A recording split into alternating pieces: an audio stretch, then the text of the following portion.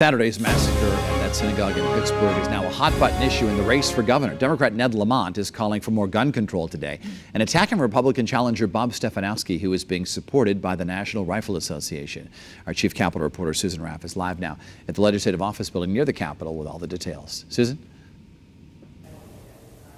Dennis, as we all know, this was a terrible tragedy that happened over the weekend, and we now know that 11 people were killed while they were at their house of worship. And while both sides are condemning what happened, Democrats say thoughts and prayers are not enough. We need to take action. We need to vote as if our life depends on it, because it does. Those fighting for stricter gun laws are joining forces with Democratic leaders. On the steps of the state capitol, they all feel next Tuesday's election is an important step to keep Connecticut a leader in smarter gun laws. There are stark differences. He has talked about rolling back the Sandy Hook reforms. He's talked about the reforms that kept AR-15s from being sold in this state. It's common sense. We cannot go backwards in Connecticut. Joining the call, the Newtown Action Alliance. It's horrible that he's taken a tragedy like Sandy Hook and trying to politicize it. Bob Stefanowski was at CV Tools in Southington talking about taxes and health care.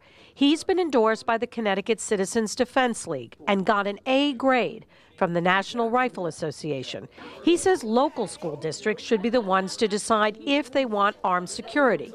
And when asked if he would have voted for the Sandy Hook legislation, I don't know, Susan. I wasn't there at that point in time. Unaffiliated candidate Oz Griebel was at the Hebrew Center for Health and Rehabilitation in West Hartford, meeting residents on how to protect health care. We don't want to backtrack, number one. And number two, we want to make sure we're working with governors around, particularly in this region, because as every state has their own laws, you don't have consistency. Unaffiliated candidate Oz Griebel got an important endorsement over the weekend. Coming up on Eyewitness News at 6, reaction to that, plus how this factors into what's become a very close race.